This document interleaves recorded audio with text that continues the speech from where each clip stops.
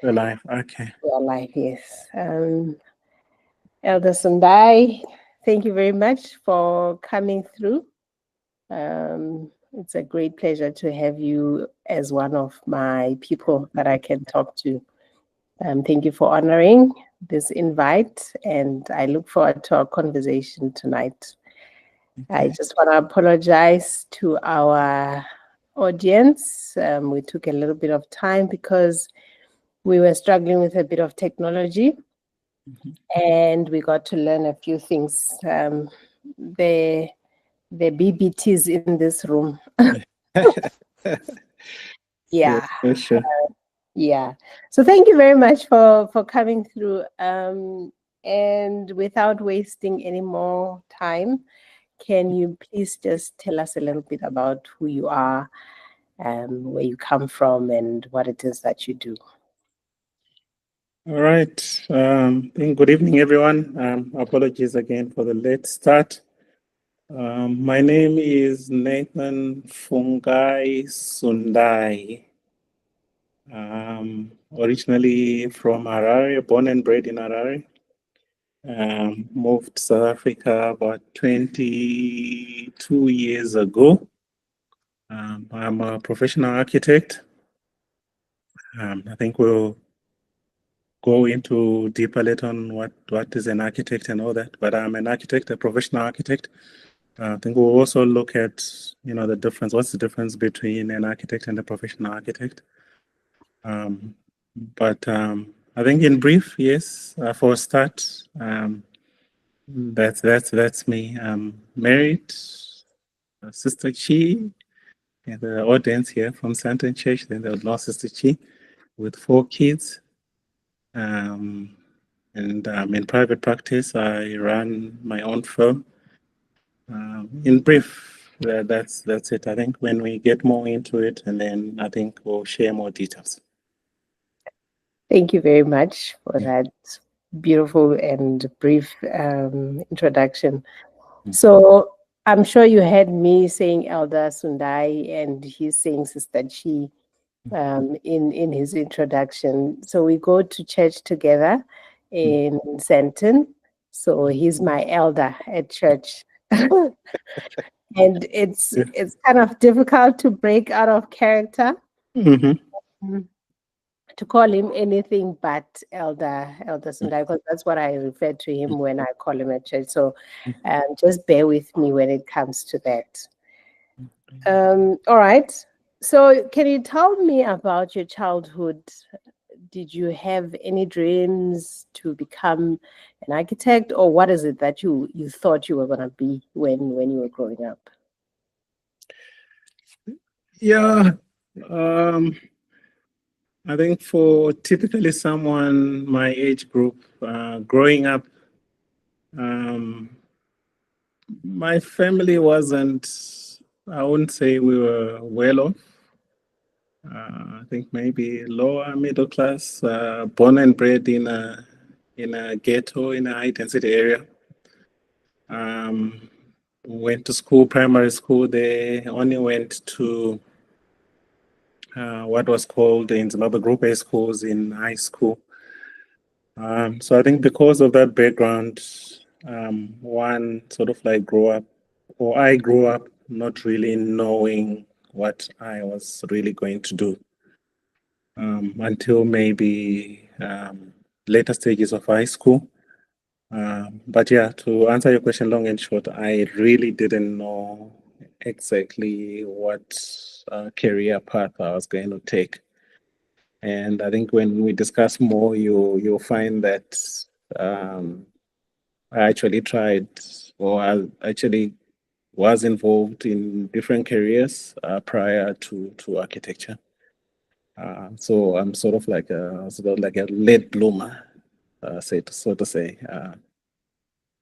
I only did get into architecture later on. Okay. I'm actually now curious. Can you take me through that? Where All right. And how did you end up here? So yeah, So primary school, grade 1 to grade 7. So I think the Zim educational system is a bit different from here. So we do primary school, grade 1 to grade 7. So they're essentially primary schools that are essentially just primary schools only. Or maybe during my time, maybe things have changed now. So you'd go to primary school, grade 1 to grade 7.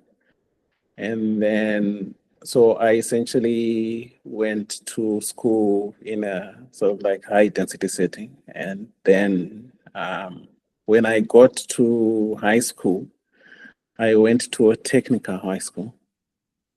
So again, the setup in Zimbabwe is a bit different. So we do all levels, which is the first 4 years from Form 1 to Form 4. Then after that, we do A levels. You do another 2 years of A levels. So I went to a technical high school. So I think that's where it all started. We did a subject called technical drawing at that time. I think now some schools here call it technical graphics or design and technology. So many names now, but at that time it was called technical drawing. So I did that for O levels and I did that for A levels as well.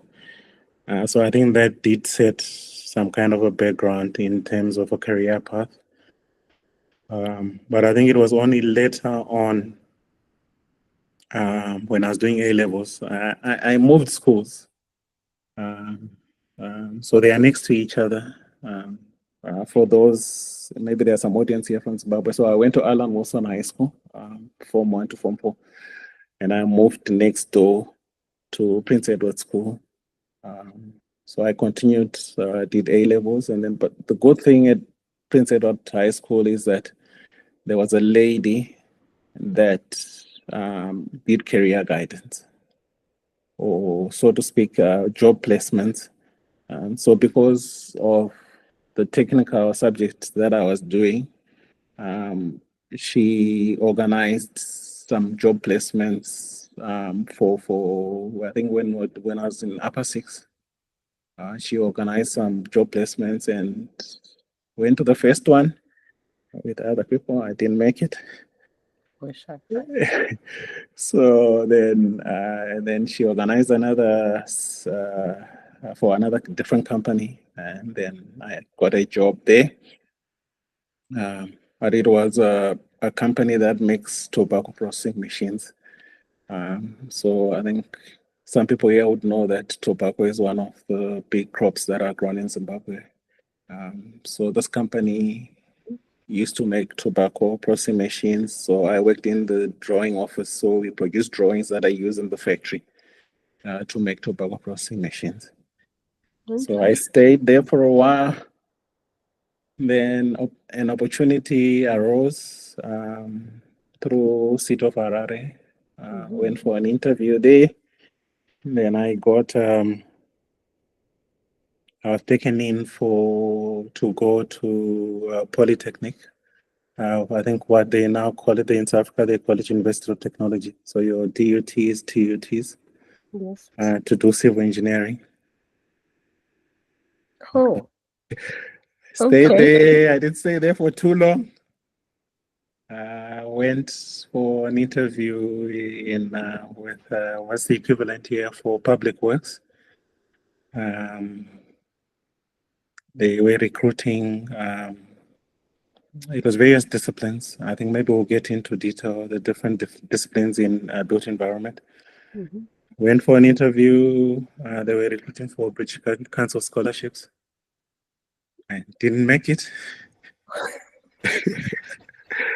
Went back. I was at Bulawayo Polytechnic. I went back. And when I was there, then I got a call that there was a lady that had been chosen. They were looking for 3 people for British Council scholarships. So there was a lady that they initially chosen, but the lady pulled out for some reason. So they then called me. So that's how I got into architecture. That was my beginning. So we were, at that time in Zimbabwe, there was no architectural school or architectural, at university, there was no architectural school. So most people that studied architecture at that time, they would study outside the country. So we were going to go to Zambia, Okay. town called Kitwe in the northern, next to DRC Congo, Mhm. in the Copper Belt. So that's where I went. Giving away my age, 1990, 1991. That was my first year in university. Okay. I think that time it was, at some time it was called University of Zambia Copperbelt, but then they then changed to Copperbelt University. So that's where I was for 5 years, 1991 to 1996, graduated. Mhm. And then because I was on a government scholarship, so the only good thing is, whilst I was on the scholarship, so I was employed. So Mhm. I was employed by Public Works, but studying at the same time. Okay. So I was getting a stipend and I was getting a British Council scholarship. Mhm. So it was, yeah, just God's blessings to that time. So when I finished, got back to Zimbabwe. But my passion wasn't really to work in public space. So a requirement at varsity was that one would go during your vacation, you would spend some time in practice. You'd have to go and look for a job in practice. Mhm. So I managed to get a job in private practice.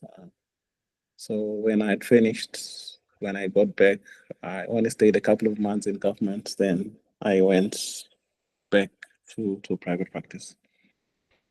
So that's where my journey started in late 1996. Sure. Okay. Maybe Uh, some people that are listening were not born. yeah, probably they went. Yeah. So you were not required to pay back the scholarship that the government had given you. I was, so I did. I did. I had to pay back a portion of it. For some reason, I only paid a couple of months and then they stopped. So for some reason, I don't know what Oh. happened. So I only paid a portion of it. I hope no government officials in Zimbabwe are listening. They might just come after you. Yeah. Okay. Yeah, so as in, went into private practice, worked for a British guy, a white guy, a British guy. So from 1996 to towards the end of 1999. So then 1999, I got registered in Zimbabwe as a professional architect. Already. Is it that short to become a professional So, architect? so essentially 2 years, so 96, 97, 98, that was sort of like my internship. Mhm. Then I was able to sit for the exam in 1999, Okay. which, God's grace, I passed. So end of 1999, I was registered. So, and that's when, for those that know, around 1999, 2000, that's when the Zimbabwe issue started with the land invasions and all that. So Mhm. my boss decided that he was going back to the UK, Mhm. and one of our major clients was a commercial bank that we used to do projects for. Mm. So they gave me a job and I went to work for commercial bank. But that wasn't, my passion wasn't sitting in meetings and all that. So I think my passion was in the studio. So you went to work for a commercial bank doing what? Managing their projects. So we used to do work when the practice that I used to work for, we Mhm. used to do work for them. We used to design all their branches and all their projects. So they took me in to manage those projects. So when we're building a branch, like in a town outside Harare, then I would manage that. Okay. I didn't stay long because, yeah, it wasn't really, I wasn't into sitting and having coffee and meetings and all that. That wasn't my passion. And yeah, a friend of mine that I was with at Public Works then called me and says, "Look, there's an opening. We've got lots of work, and we need someone to help us run a practice." And yeah, then I left. I think I was only like 6 months in the bank. I left, then I joined them, and they took me in at partner level. So you're saying your friend was in public works, which was where you ran away from? Yeah, we Uh, were together, but he was doing quantity surveying. So we were recruited at the same time. He went to the UK, started quantity surveying in the UK, then he came back and he was working in doing the same. So he was working for, he was now into project management, but there was a practice, architectural practice that they worked with. Okay. So they took me in, and so I joined them as a partner. So I was responsible for running that. So yeah, I was there until 2003 when we decided that yeah, things were not working out in Zimbabwe. So we left and relocated to, initially we moved to Nelspruit. And Oh, okay. Nelspruit was our first port of call. Where in Nelspruit? I stayed in Nelspruit for a bit as well. Yeah, Actually, about the same time, because I was there 2003 as well. 2003, yeah. So we're in town. My sister-in-law and her husband ran there, the medical practice there. Ah, okay. So we also went to stay with them, looked for a job, but there was nothing. But they had also just moved from Durban. So they had been in Durban. So they just to Nelspruit. So my sister-in-law was still moving up and down from Nelspruit to Durban. So when she went to Durban, then we went with her. Busy walking around Durban looking for a job and could not get anything. CVs almost everywhere. For how Then long? it was almost, we moved beginning of 2003. I only managed to get a job towards the end of 2003. Towards the end. So went to the Institute of Architects there. Then a lady just said, just try this practice. Uh, they might take you in. So then I went, submitted my CV, and they took me in. And it's still the same company that I'm with up to now. Never changed jobs. Really? I've never changed jobs since 2000. 2003 or 2004, 2003. Still the same company. Okay. I think I want to park it there. I want to come back to that. What I want to get out of the way is so there's a high schooler out there who's watching and they're wondering what subject they should be doing right now for them to be able to go into university and study architecture. What do you advise them? Yeah, that's always a difficult question. There is no direct answer to it. Okay. It being that architecture is both science and art. All right. So just like medicine, you do get different specialties. You get doctors that specialize in heart, in nose and throat, and different specialties. So the same with architects. I mean, there's different. Not all architects are the same. Different talents. Yeah. So some people are gifted in the creative process. They can pick up a pen and they can create something nice and come up with a very beautiful picture of what a building looks like. Other architects they are more into production of drawings that are then used for construction. Okay. So maybe their talent. Then other architects are comfortable working on site when the buildings are actually being built. So Call that. then there you get the mixture of the creative people are sort of like the artists. But also depending on the side of project, you might get someone who's able to do everything.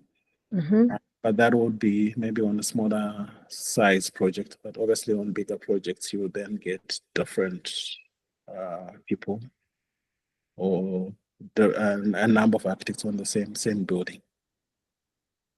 So in terms of subjects, to get back to your question, so some people think that you should do art. Okay. Which could help, but not necessary. So if you Google, you go to the universities of Cape Town, you go to University of Pretoria, Wits. So some universities would require that you have a portfolio to show any creative work or talent, to show that you've got a creative talent. So if you've done art, so it might help you to put together that portfolio. But you get other universities that don't ask for that. I know University of Johannesburg doesn't ask. Maybe they'll just look at your maths and your science. So a combination, my advice would be, if you're thinking of studying architecture, you have a combination of subjects. You do a mixture of the creative subjects and also your maths and science. I think maths and physics are compulsory, if I'm not mistaken. So you have to have at matric or at A level. Okay. Do you think there's a specific direction that would work best for someone who would want to study architecture? So what I'm asking is, would going through a technicon possibly be better than going through a university, or the opposite is true? Or maybe just trying out to find an internship, even if you don't have those qualifications, and trying to go through that route. Is there a specific route that you would say might work best for someone who wants to get into this space? Yeah, I always advise young people that don't shy away from the diplomas and all that. It's not only people that go straight into the degree that do well.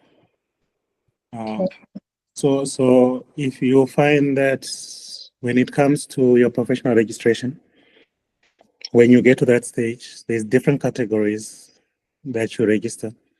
So let's say you've done a certificate, maybe as a draftsperson. So you can only register at that level. You become a registered draftsperson. And if you've done a certificate, then a technologist, then you've done a diploma, then senior technologist, then a BTech, then the degree.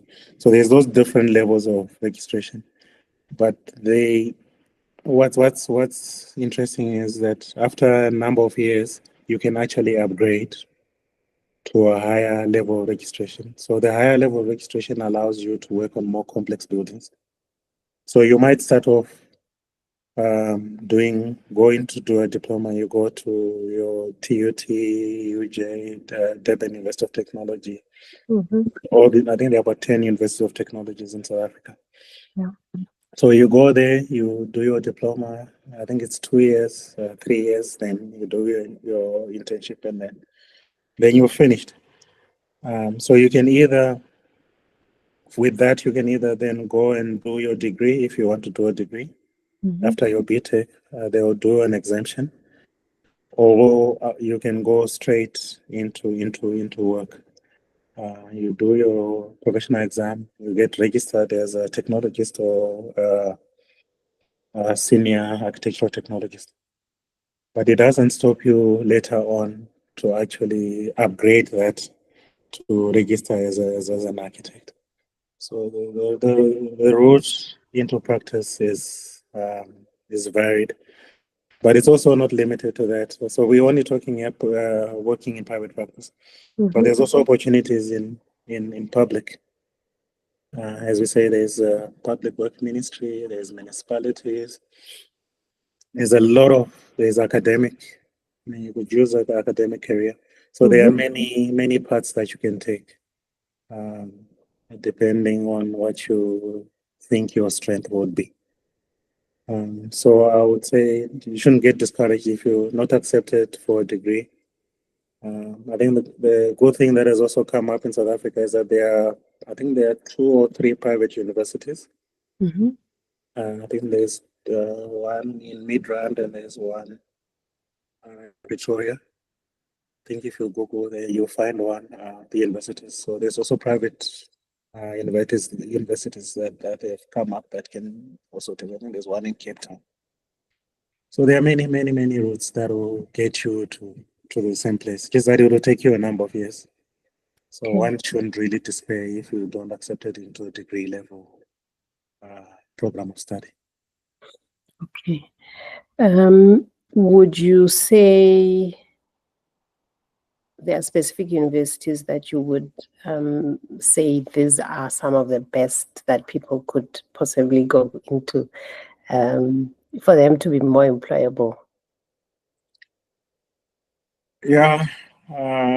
Personally, I don't. I think everyone wants to go to UCT. Everyone wants to go to Wits. Everyone wants to go to University of Pretoria. There's Nelson Mandela University. Everyone wants to go there. It's KZN, KwaZulu-Natal. Everyone wants to go there. But I don't know anyone has heard of Copperbridge University. What's that name again? Copperbridge University. I went to Copperbridge University. Okay. In Zambia, I don't think many people have heard of it. Yeah. So for me, it really doesn't matter where you go. As I say, I mean, people that have maybe gone to, I'm not saying, no, there's something wrong with going to UJ.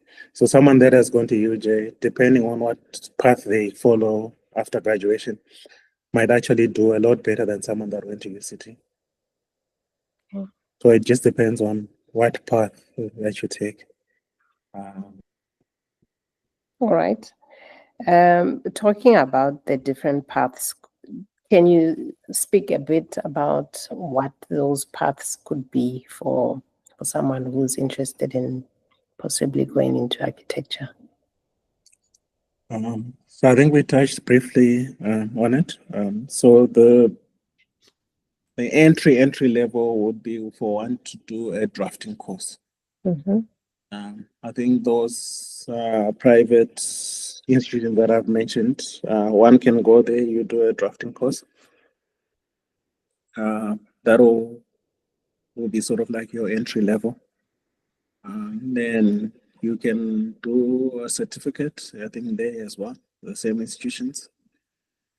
That will allow you to enter into the profession. Or you can go to the University of Technologies, do a diploma. And then you can upgrade your diploma into Bachelor of Technology. If you want, you can then upgrade to Bachelor of Architecture. Okay. So all those entry levels will get you into the field. All right. Are there any? You spoke about specializing in this space. What would you say are the different? Maybe just give me. I don't know how many are there, but maybe give me 5 that you can think of at the top of your head.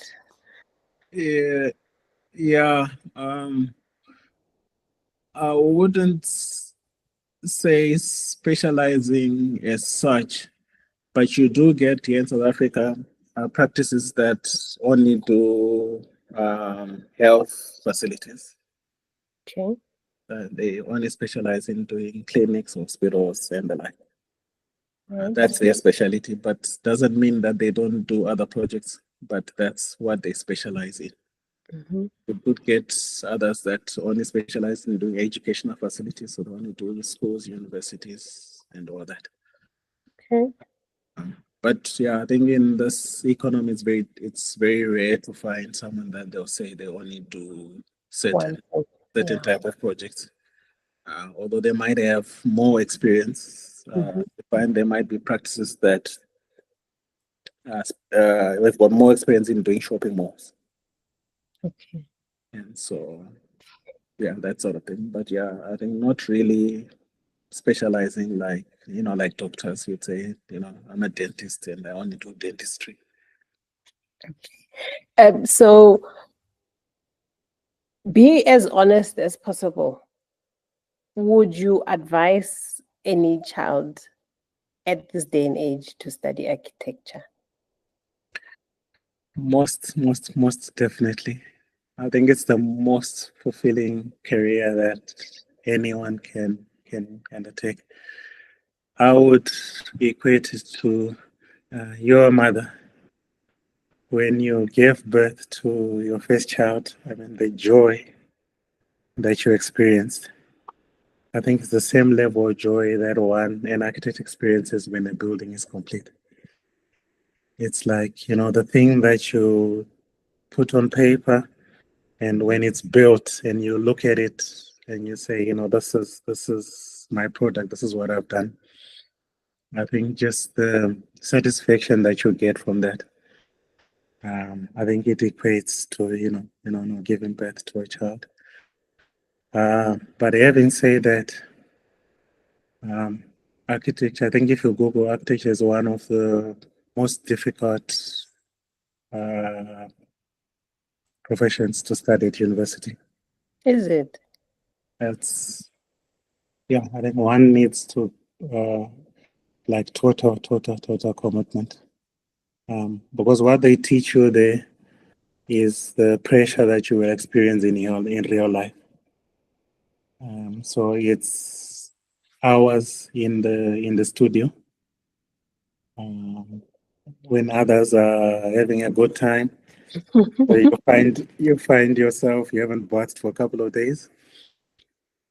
You're working in the studio overnight. You work the whole night. Then the next morning you have to go and attend lectures. Then they tell you you've got a test, so you've got to study for a test for the other subjects.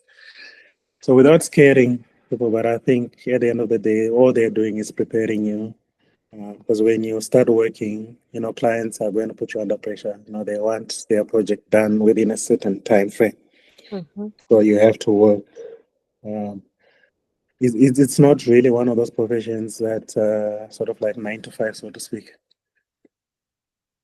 You find yourself, depending on the pressure, so you might find yourself working, long hours, spending Sure. long hours at work, and so that you meet targets. But at the end of the day, it's I think it's a fulfilling profession. I think it's one of the most Oh. highest paying professions. I'm not saying Okay. anything, but I think it equates to the effort that one puts in there. So I think it's rewarding.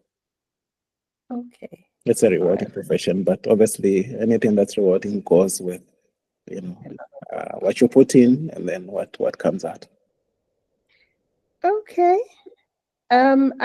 Is there demand for it? Yes, all over the world, people are building everywhere.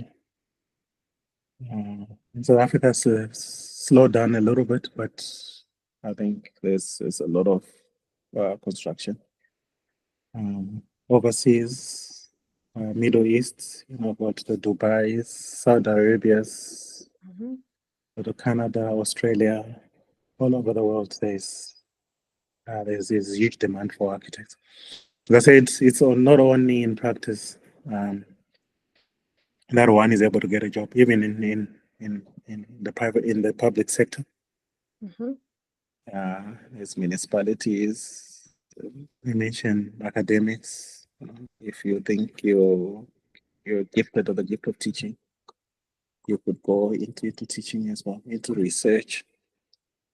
If you feel like a bachelor's is not what you do, a master's, do your doctorate, you do your PhD. So there's many streams. It's not only limited to practice. Okay. Um, So now I want to go back to that pause that I made a little earlier. You said you have been with the same company for now, what, almost 20? 22 years, 2003, yeah, almost 22 years, yes. Do you mind sharing the name of the company? Okay, 2003, the company was called, there were two partners. Mm-hmm. It was called Langamakaya and Associates. Okay. Two partners in the firm. Famous projects that we're doing at the time when I joined. Yeah. For those that have been in Durban, Ushaka Marine World. Really? That was one of the projects that I was assigned to work on. So there's a shopping, part of it, there's a shopping component. Yeah. So obviously there are many artists that are working on this project, but we are responsible for the shopping side. So whenever I walk there and I go there, Oh I have my word. good and bad memories because I slept nights, like we had meetings every Tuesday. So every Monday, almost I'd spend the night at the office preparing drawings for the meeting on Tuesdays. So good and sweet a bit memories, but yeah, that was one of the projects. So it was called Langamakanya and Associates. And then they decided for some reason to go their separate ways. So I stayed with one of the partners and rebranded the name to DGIT Architects, Mm-hmm. which stands for Diverse Group of Independent Thinkers. Okay. So yeah, so when I joined 2003, then I set for my professional side. So each country has got, you have to register in each country. So I couldn't use my registration in Zimbabwe when I came here. So you had to sit again. So I had to sit again. Sure. So I wrote my exam in 2004. By God's grace, I passed. So after I passed, then in God's grace, I then became a partner. Sure. Okay. Then we decided to move to Johannesburg and we opened another office here in Johannesburg. So that's what I've been here since. So did you both move to Johannesburg or the other partner remained in KZN? Okay. No, we still have the Durban office, it's still there. Okay. We still have the Durban office. Okay. Any other projects that you might have worked on that are quite interesting? Yeah, the most interesting one is Santon Church. Of course, the most important one. Santon Church is one project that we worked on. I don't know whether we'll have an opportunity to show some pictures of that. Yeah, you can actually. I mean, I know you prepared something. Please stop me at any time because I can talk until the morning. So you can stop me at any time to say that there's something that I would like to share. Okay, all right. Let me first look for where I saved this. Mhm. It's on my desktop. There. And I'll start with the completed, what the completed project looks like. Okay. I hope it will allow me to share. Allow to share. Good. To look for screen first. Just let me know what you can see. Okay, I'm still just seeing you right now. Okay, let me try. Let me try share window. Okay.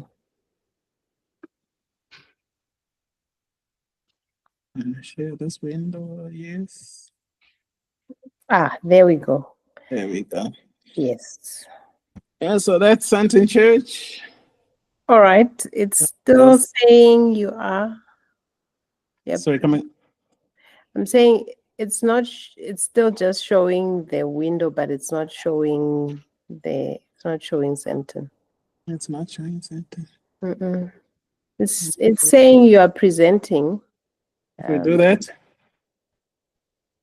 Yeah, it says you are presenting. I think you must press on show my screen anyway.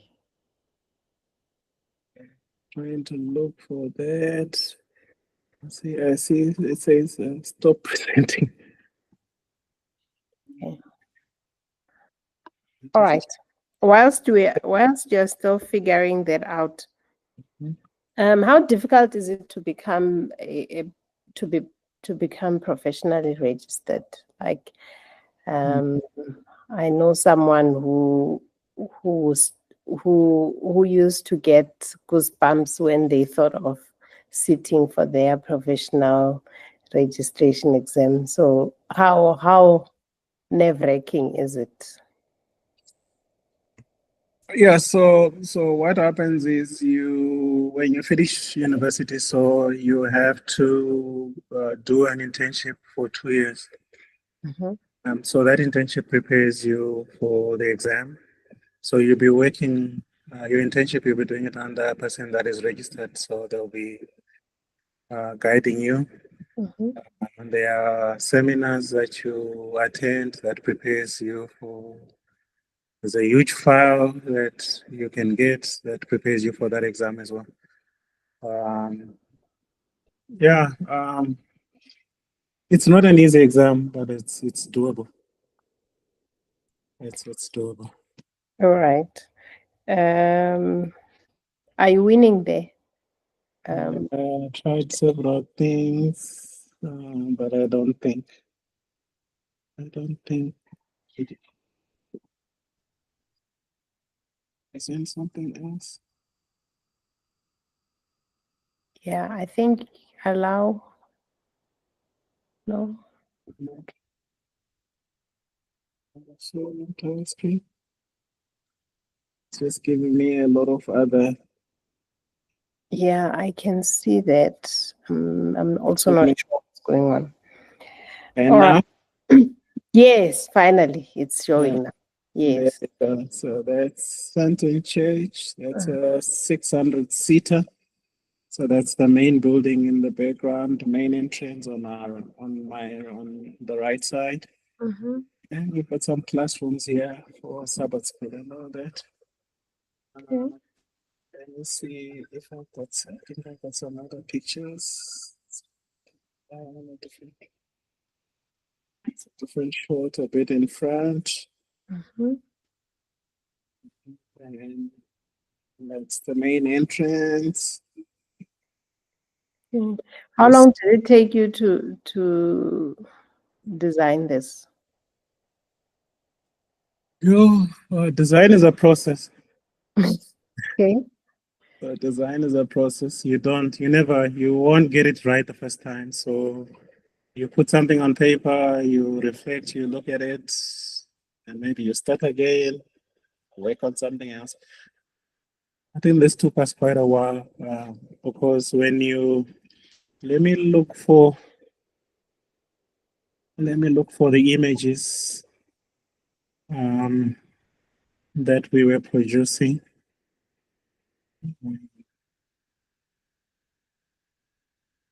Can you see it on the screen, the image? Yes, I can. Okay, so these are images that we are producing and presenting to the church, what the church would look like. It's a different shot. So you go through this process. So someone might not like something here, maybe the colors and all that. So you go and change, and then you come back. So it is quite a process. But I would say this took us about a year to get to where everyone was happy and they said yes, this is what we want. Sure. But I think the other thing is that architects don't work also in isolation. So we work with a team. Yeah. Let me look for my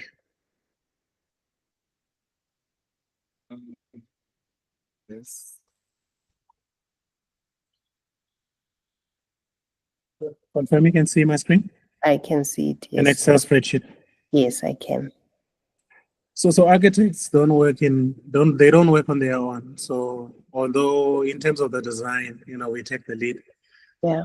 So anything, how the building looks and colors and all that, we take the lead, and we put on paper what we think the building should look like. But this is the whole team. So this was for what projects that we're doing. Mm-hmm. So as a lead, so I take the lead in all design. And then we have all these people, we've got land surveyors. Besides me, then we've got other architects, Yeah. depending on the size of project. So you might have more. So you've got land surveyors, we've got quantity surveyors that deal with force, Mm-hmm. electrical engineers that do with anything to do electric, your power, your lighting, Mm-hmm. civil engineers that design the roads and your water and your sewer and everything.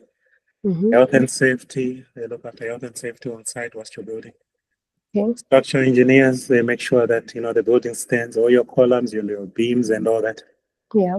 Mechanical engineers to do with your ventilation, heating, air Mm-hmm. conditioning. Mechanical engineers get to do fire, anything to do with fire. Okay. Geotech engineers, they do the initial study with your soil types to see what type of foundations. So you've got to, depending on the size of the project, you might have all these people, and on smaller projects, it might not be the whole team. And on bigger projects, the team might actually be bigger. So on bigger projects, you might actually have maybe two different firms. Like for, as I said, Ushaka Marine World, we have three architectural firms that will work in there. So it is a team effort. We don't work in isolation.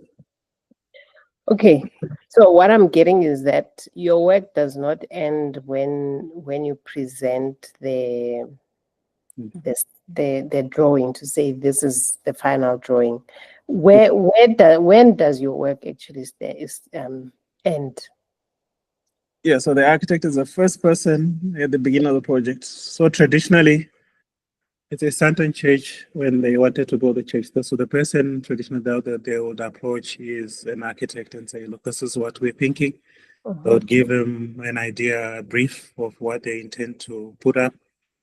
And then the architect would look at that brief and produce, um, you know, an inception, a report to say this is how we understand what your needs are. Yeah. And go and do some sketch designs, this sort of thing.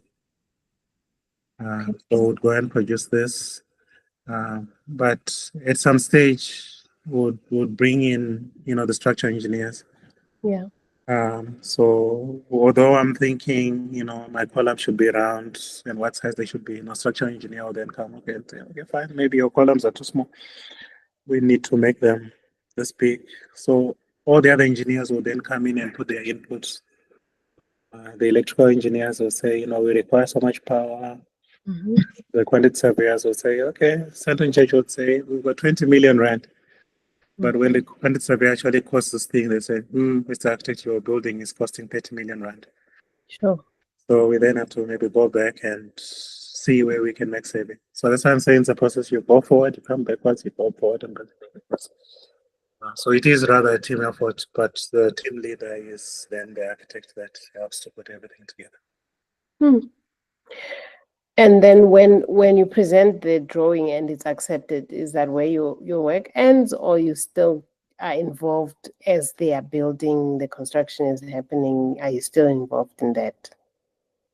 Yeah, so the architect is the first person that comes in at the beginning and is the last person to leave the project. So you have to, traditionally, architect was the lead consultant. I think now, a couple of years ago, there's been an introduction of project managers. So any of the people that I showed on that spreadsheet can be a project manager. Okay. So they take the lead in terms of, guiding the team and all that. But the design component of it still stays with the architect. So then after the sketches are accepted, then we move on to a stage where we actually produce drawings that we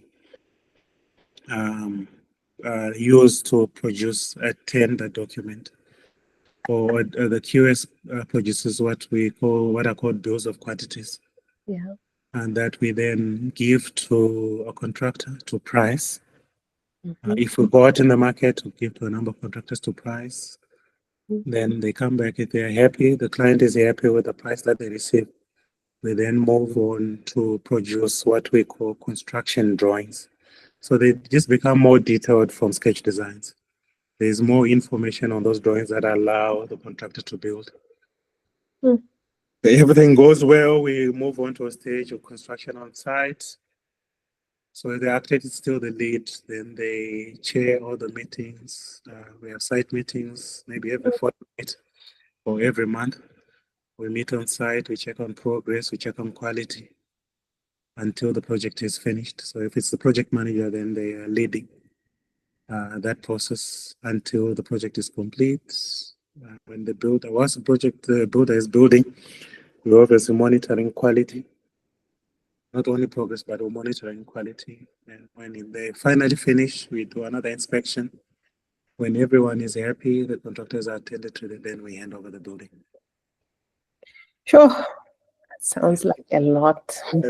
Yeah, so a project like this one, Santon Church, would take maybe, but if it was a commercial project, it would take maybe about 12 months to build.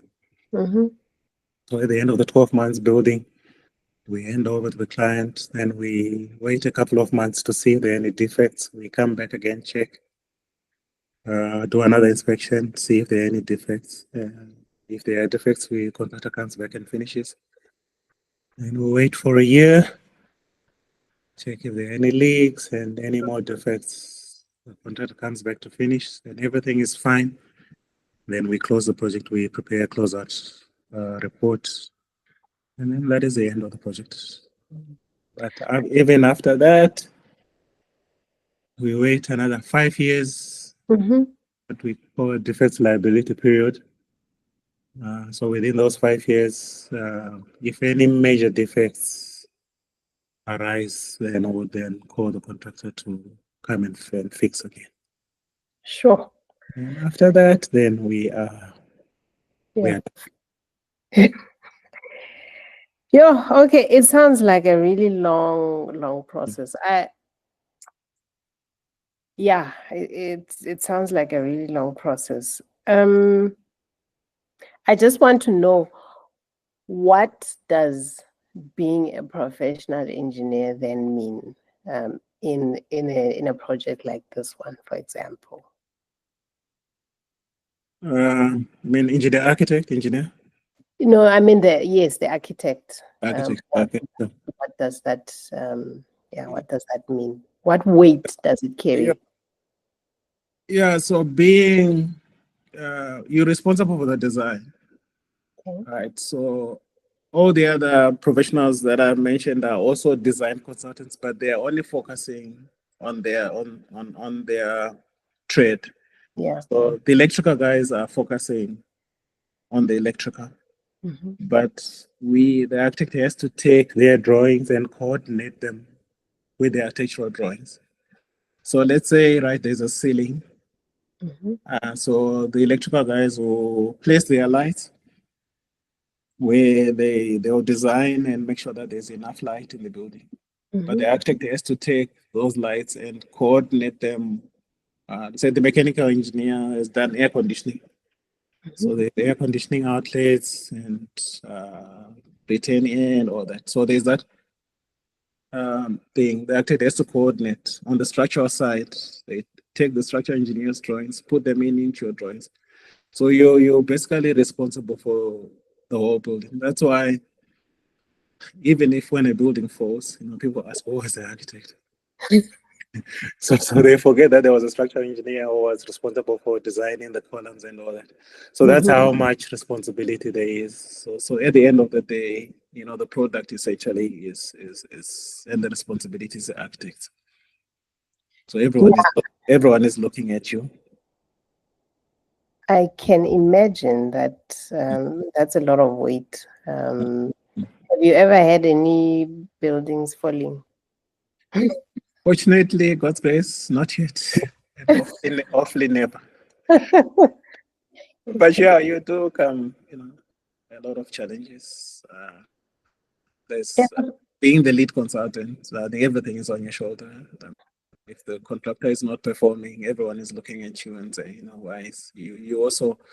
So there is, when the contractor starts building, so there's a contract, right? There's a building contract. But that contract legally is between the contractor and the owner of the building, the client. Yeah. But the architect manages that contract.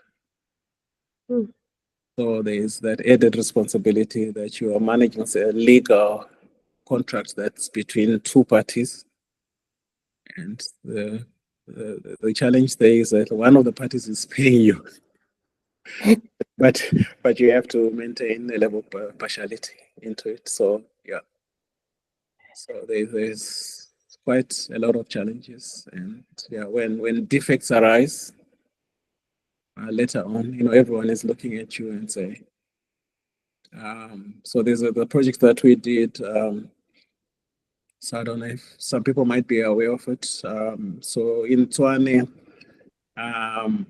they've got a special economic zone that's specifically where they assemble cars, where the Ford factory is. So there's a new component that they put in there, and we are responsible for it. And where they make the Ford Ranger. Okay. So we were responsible for that project. So recently I got a call from the client, and they said, there are cracks in the building. Yeah. Can you come and check? We completed this project in 2022, I think. Yeah. Top of my mind, 2022, 2021, 2022. So 4 years ago.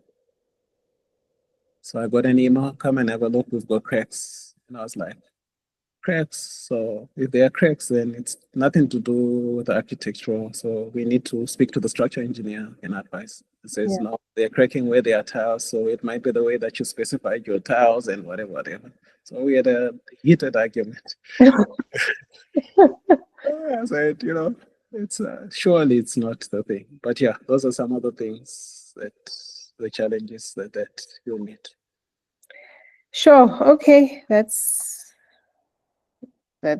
sounds it's like it, you can never walk away from anything, I guess, because there'll always be that expectation that if anything goes wrong, then you have to come and explain why. I guess then my question would be, what are the things that you love about your career, and what are the things that you hate? I would imagine this is one of the things you hate. Yeah, correct. So I think one of the things that I love is that there is no monotony in this career. So you're not sitting at a desk from 9 to 5, doing things repetitive, doing the same thing over and over again. You wake up on a Monday, you do the same thing in the office. Tuesday, Wednesday, Thursday, Friday, you're doing the same thing. So there's, besides, the design in the office and producing drawings, there's meetings off-site, there's meetings on site. So you then get to get out of the office, you go site meetings. So it's varied. There's a lot of variety in it. And as I said, one of the most satisfying things is to see a completed building. So whenever I go to church, there's some level of satisfaction to see that. This is one of the projects, I was involved in this project. But yeah, I won't say things that I really hate to say to speak. But yeah, there are challenges. You will meet challenges. But obviously, if you're someone that doesn't like long hours, so this might not be. So you might spend quite a lot of long hours or days away from family. So we do projects like throughout South Africa, so even outside the country. So it might involve travel Mhm. and spend like a number of days away from the family. But then if you like traveling, so then, that's one of the things. I've been to almost every corner of South Africa. Okay. So I actually have this thing with the guys at home and they say, oh, okay, we want to go to Cape Town for holiday. And I was like, okay, Cape Town. I've been, how many times have I been to Cape Town for work? And, I've done everything in Cape Town. I say, yeah, because you've been there, we've never been there. We want to go on holiday. We want to go to East London. I said, okay, East London. Yeah. So that's also exciting and yeah, challenging at the same time. So it's really an exciting career. Okay. That's good to hear. Especially the traveling part. I think I would love that. Mhm. Are you able to stop sharing your Yeah, screen? yeah, let me Uh, close. or do you still have anything you wanted to show us from? Let me see what I prepared. Mm, Whilst you're looking for that, do you pay fees to become a, well, I'm guessing maybe yearly fees to retain your professional registration or stuff like that? Okay, I think that's one of the things that I wanted to share. Oh, okay. Let me open this page. All right.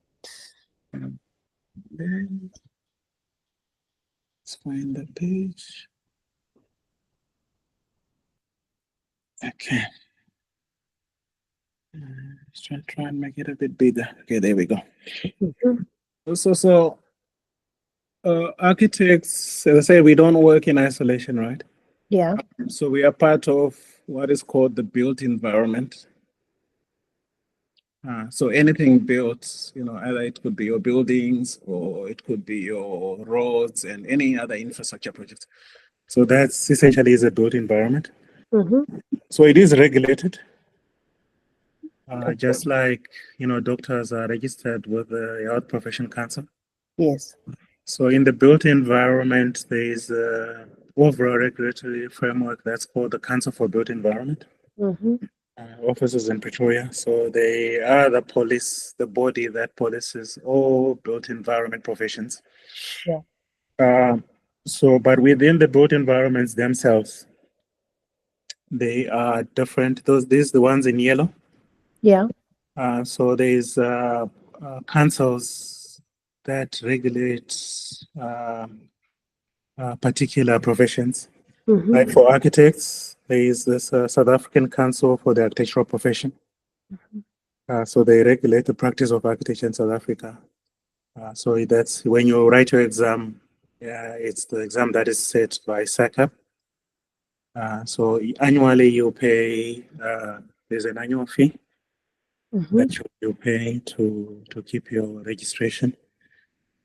But in addition to these councils, so project managers, the South African Council for Project and Construction Management Professions, and quantity surveyors, South African Council for Construction, quantity surveyor profession, planners, and all the engineers are under what is called the Engineering Council of South Africa.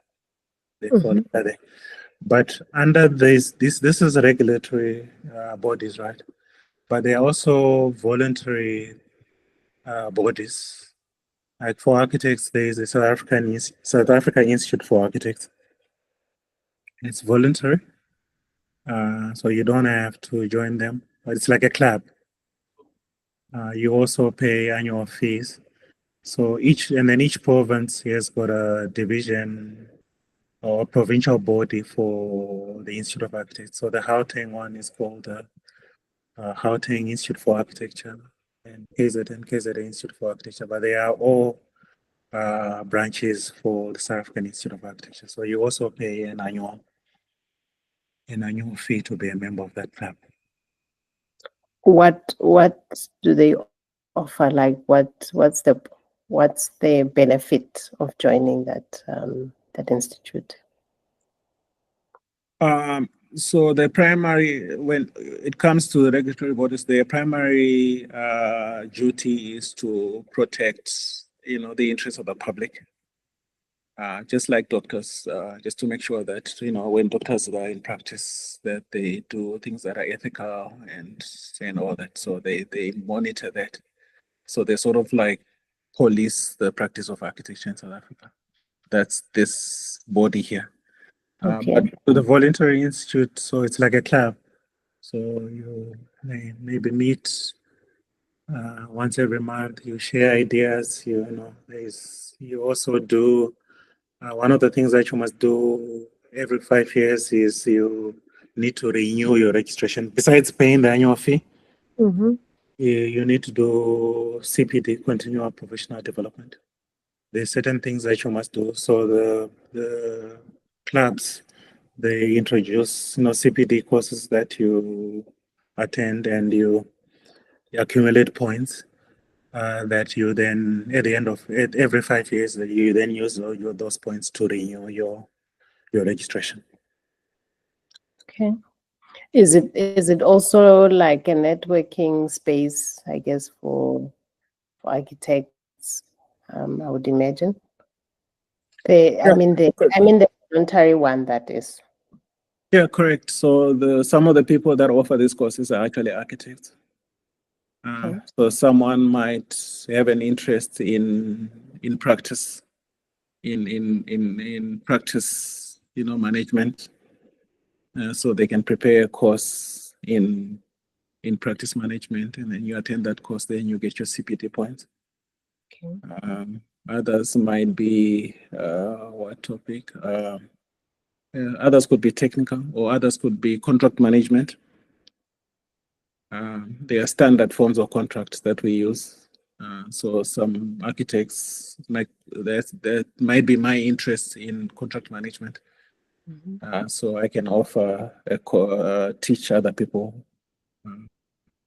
come up with a course on contract management, and I can invite people to pay for me to teach them. It could be that preparing for the professional exam. So I might offer a course that prepares people to sit for the exam, and yeah. So it could be it's an income stream as well, in addition to practice. Okay. Interesting.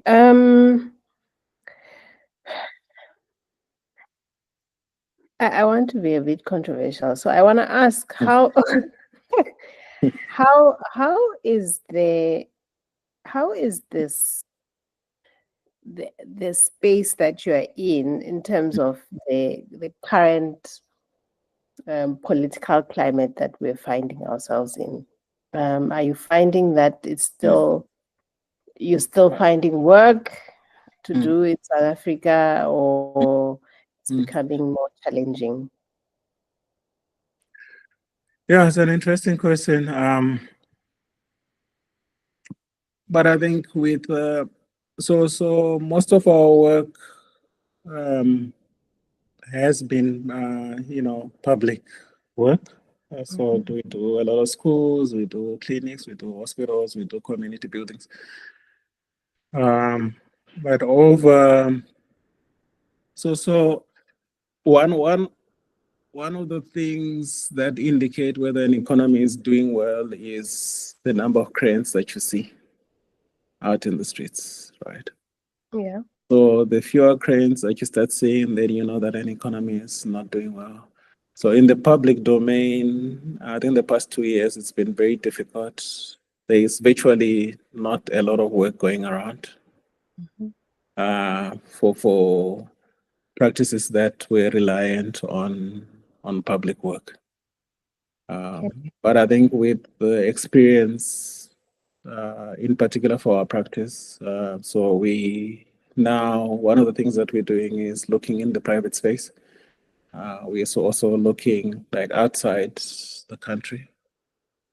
I mean, having worked in Zimbabwe a couple of years, I think I worked Mhm. 7 years in Zimbabwe, so it's a market that we're looking at.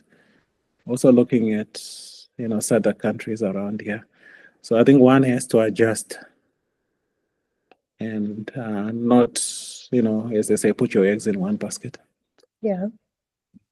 So yeah, I think it doesn't really matter which, political party or whatever is in control. But I think uh, as one goes on, you do build a wide base of clients that you can fall back on in case one sector doesn't do well. Okay. And whilst we're still in that space, how is AI affecting your work or your industry? I haven't really um, gone into it that much. But I know that there are a lot of practices that are using AI in helping with even design, Mm-hmm. or there are systems in the office helping AI. It hasn't really had that effect on me personally, um, but I think that's where um, I think one is heading, um, in that one needs to, again, it's adjusting. So when I went to varsity, I don't know if you know what a drawing board looks like. I wanted to look for a picture of a drawing board. I forgot. Mhm. So my thesis was prepared on a drawing board. So actually, we used to draw by hand, Sure. like with pencils and drawing pens and with like tracing paper. Mm-hmm. So I think when I graduated, I think software was beginning to come in. There was computer-aided design beginning to come in. But now I don't think there's anyone that uses the drawing board. So it's one adopts from drawing on a drawing board. I can't even imagine now producing any of our projects on a drawing board. It will take us ages. But with software coming in, computer-aided design and different types of software, and now AI, so one keeps on adapting as one goes along. You can't really stay in the same space. Yeah. I would imagine that it's a scary subject for all of us. Mm, mm, mm, And I'm glad that you are at least considering pivoting if mm. and when that happens. um, Let me just see what else. And is there a way? So still on the same subject. Mm. Do you feel like there is a way in which you can future-proof your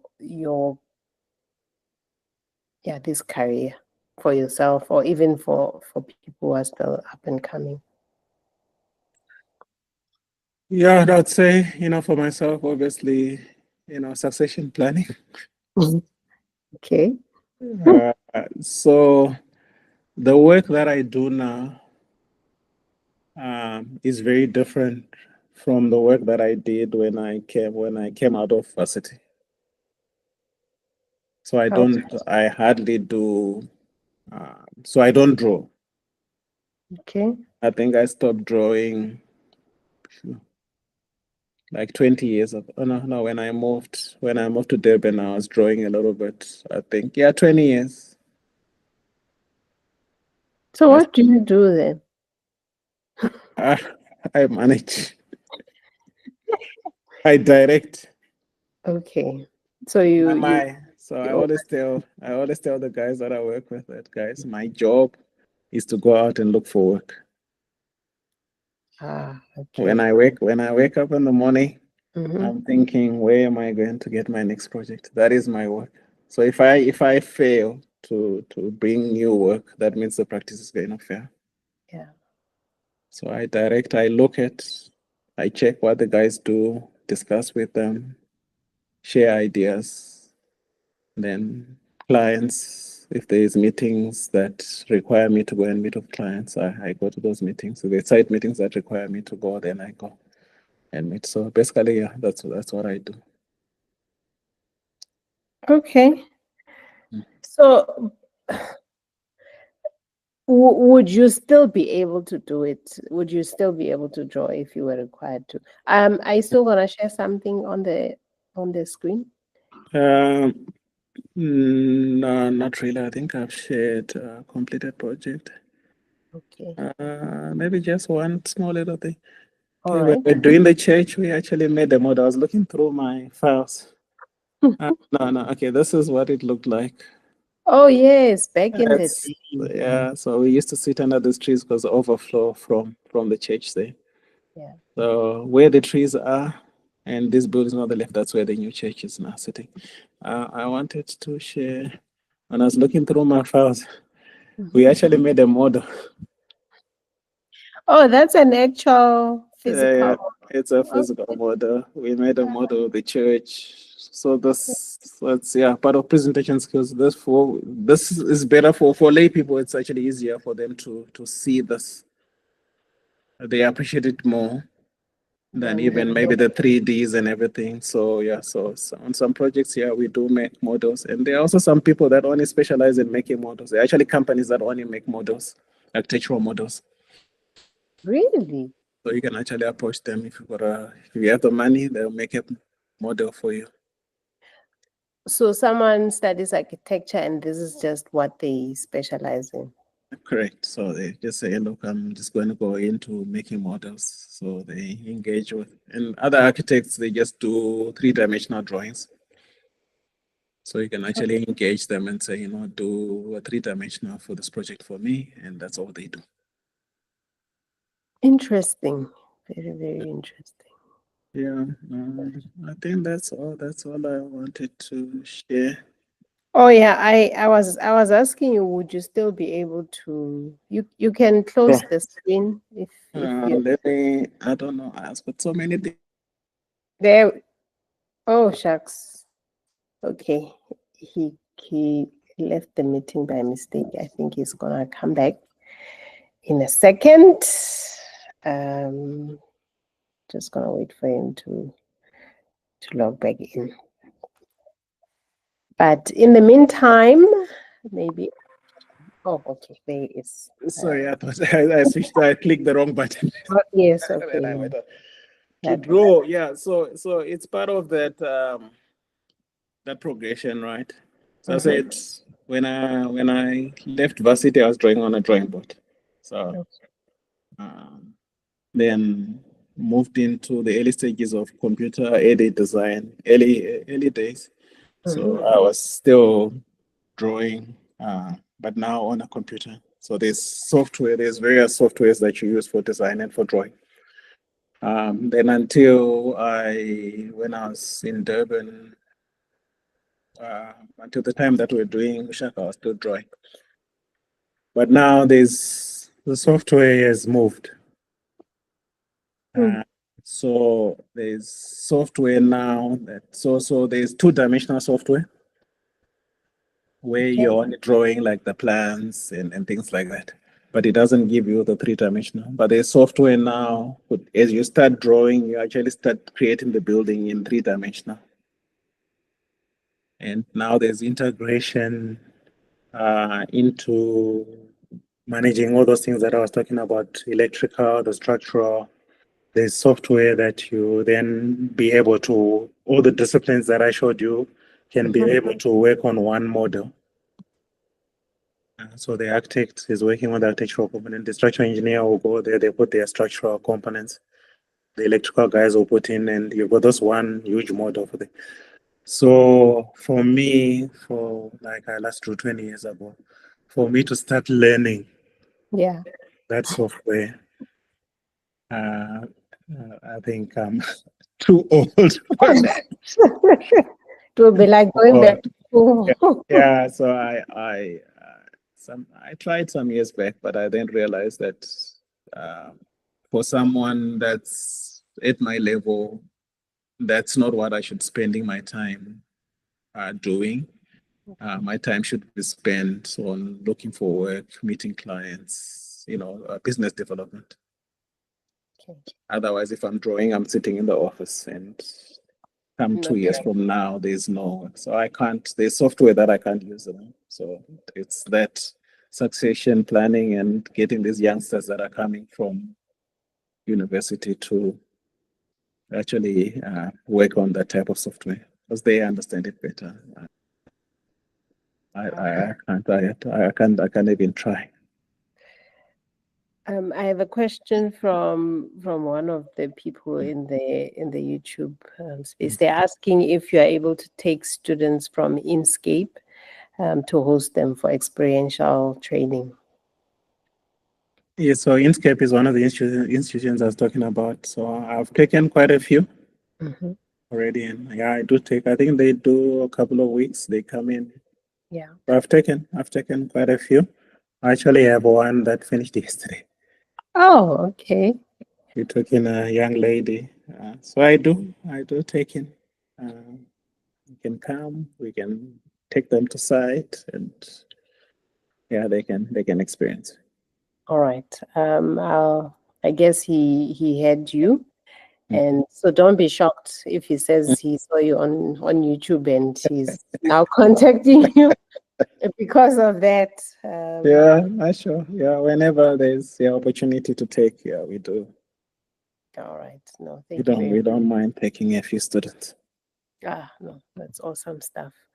If you were not doing architecture, what would you be doing? Yeah, I think when I was doing O levels, I wanted to be a pilot. Okay. I actually applied. I think Air Zimbabwe was taking in the applications. I applied to be a pilot, and yeah, maybe by God's grace I didn't get it, but I actually that was one of the things that I thought I wanted. But what's the English word that I'm looking at? I'm actually afraid of heights. I don't know. I don't know how I was going to do it, but yeah. But I love flying. So I think then it comes to the job. So when I travel, yeah, flying is one of the things that I do. But maybe hobby wise as well. So I actually played quite a lot of hockey. Oh. I actually played for Zimbabwe. Okay. Hockey for Zimbabwe, yeah. So when I was in high school, still one of the first Black people to play for Zimbabwe.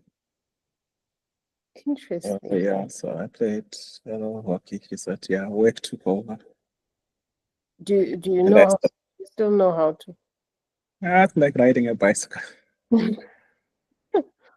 I'd love to do a bit of coaching. I think now that I've got a bit of time, yeah, do a bit of coaching as well. Yeah. Coaching hockey. Yeah. Is it something you're looking into doing? Yeah, and yeah, they do have teams for people my age, masters. But I think these legs, I don't think they'll be able to carry. Yeah, so if once in a while I do link up with my former mates, they go for tournaments, masters tournaments, to get a run around once again. Sure. Okay. Is there a software that you like that I mean, I know you're not in that space so much anymore, but is there a software that you think you like that you find is easy to use and is valuable for architects? So almost everyone now uses a software called Rivet. Okay. So with that, your production becomes a lot quicker because you're working 3-dimensional rather than 2-dimensional. So everyone uses, almost everyone. So there's similar. So there's Revit, there's ArchiCAD. They do the same thing. Other people prefer ArchiCAD, other people prefer Revit. But yeah, they are all three-dimensional. It's three-dimensional software. Okay. You pay a lot of money for it, so but it's worth it. Yeah, hey, everything has to be everything has to be paid for. Is there a difference between engineering and architecture? Yes. So engineers do engineering. Architects, they conceptualize the building, the form, the look, and everything. So as I said, I showed you that spreadsheet, that Excel spreadsheet with all the disciplines in it. So it's different, but we work together. So okay, so maybe I should ask, because I know that civil engineers use CAD to draw. What are they drawing that's different from what you are drawing then? So essentially, for a project like Santon, if we're using, let's say, Revit, so we would all be working on the same model. So the civil engineers would be concentrating on things like roads, your sewer, connecting water, and things like that. So that's civil. Then structural, they'll be working on the structural component with it, all those columns that you see. And there's I don't know when I didn't share. I had some pictures when we were putting out Santon Church. You see the steel structure. So there's a steel, the roof is carried by a steel structure. So that's structural engineering. Yeah. So there's a lot of coordination. We all work together. So the beauty now is instead of me doing my own thing in my office and then sending my drawings to a civil engineer or to a structural engineer or to an electrical engineer, mechanical engineer, we can actually all work on the same computer model that's saved in cloud. And we are all putting in our expertise and thing in there. Then we come up with a building that's coordinated. Because one of the challenges is if let's say the structural engineer is working on his own and it's not properly coordinated, so you might find that where the architect has put a window, there's a column that's running through there. So that software now takes away that challenge. So everything is coordinated. We are all working on the same model. Okay. Before I let you go, what would you say is, who would you say is your favorite architecture of all times? Me.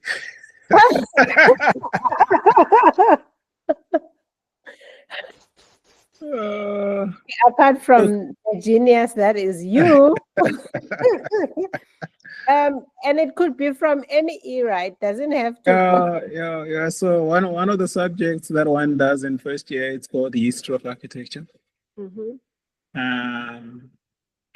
So there's an architect called Floyd Lloyd Wright, designed a building called Falling Waters. So it's every architectural student would know. So that's one of my favorite architects. But I think besides favorite architects, I think with the internet, you're able to see what other architects are doing. Also look at what other practices locally are doing. So one also looks at the bigger practices. And I had the privilege and opportunity to be able to work with most of the big practices in South Africa. So that so you learn from those. So let's say we're doing a shopping center and it's not my specialty. So then I would look for someone that I know that their specialty is doing shopping centers and we work together. Okay. So that has given us the opportunity to work, with the best locally. Okay. And what would you say to someone who's currently studying architecture? How would you say they should position themselves for success in the future? Yeah, that word success. Yeah. Whatever that. So it depends. It depends what you consider as success. It also depends Well, where your passion lies, right? yeah, yeah. So your passion might not be in private practice because private practice is taxing. So if your target is to go into private practice, so I think then one then needs to try and work with to find an internship in a big practice because it gives you opportunities to be exposed on different variety of projects and also bigger projects. Okay. So if you work for a smaller practice that only does schools uh, in your earlier years, so schools is all you know. Mhm. So that means that you are not exposed to other different, type of building types. But if you now go and work for the Buchanan and partners and the big boys, you'll be able to be exposed to different, and it gives you a good experience. You're working with experienced architects and all that. Okay. All right. Um, I'm sure you can see that I can talk and not end. Yeah, that has been a pleasure. I've absolutely enjoyed our conversation, and I mean, questions are just developing as I'm talking to you because it's quite Mm, fascinating the stuff that you're sharing with us. mm, And I would imagine that people who are watching have mm, learned a lot about what mm, architecture is and what it's not, mm, and mm, just how broad it is. mm, mm, I imagined it to mm, be quite narrow, but I've mm. seen that it's Yeah. far Um, and yeah. there are opportunities almost everywhere. So one, you just need to find your mission and then follow it and see what makes you tick. Do you mentor? Are you open for mentoring young people? Yes, so both the students that posted there, whether we do internships, so it's part of their course. They are required to go out and work for a certain number of weeks for Mhm. them to be able to finish their program. So we've done with Instead, we've done with other students from. So I've done, quite different types of mentorship. So you then get your student that's coming from University or Technicon, and they are looking at doing the 2 years. So with that, you have to work under someone that's registered.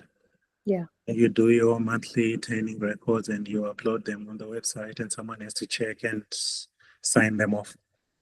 So I've done quite a lot of that, and quite a lot of youngsters that I met that now have their own practices and maybe they're doing better than me. Oh, that's beautiful to hear. So I'm open. Yeah, whenever an opportunity comes or presents itself, we quite keen to take a couple of students. I have a few kids around me who are quite interested in Mm, architecture. So, mm, um, yeah, they might just come knocking at your mm, door. And that's one of the reasons why I felt mm, I had to have you here because mm, mm, it was one of the careers that I kept mm, on hearing people saying, this is what I want to do, this is what I want to do. So, mm, um, mm, the privilege and the mm, joy of mm. having connections, Yeah, sure. we use them. And so I just might call you and say, please take one of these people and see if there's anything that you can help them with. Yeah, Um, to be a pleasure. thank you very much for opening yourself up for that. I cannot thank you enough for the time. I know that you already spent so much time away from family, Mm, and you must thank them for me for allowing you to spend the last mm, 2 hours with me. mm. And I hope this is a conversation we can have again, hopefully Yeah, in the future. yeah, sure. I really, really appreciate your time. I learned so much today. Yeah, no, it was great. Yeah, and yeah, if there are other queries, yeah, you can share my number, my email address. You can share, and then yeah, they can send them, and then see if we can help them. We can answer the questions and then help them out. Thank you so much. And to our viewers on YouTube, thank you so much for staying around and asking the questions. We'll be back again next week. I have a pharmacist next week who is currently working. Yeah, she's working for the council in Pretoria. And she's just going to tell us about how she pivoted from working in the pharmacy to where she is right now. I look forward to having the conversation with her and seeing you guys next week. Thank you very much for staying put, and have a good evening. All right. Good night. Thank you for having me. Thank you. Good night. Good night. Good night. Bye.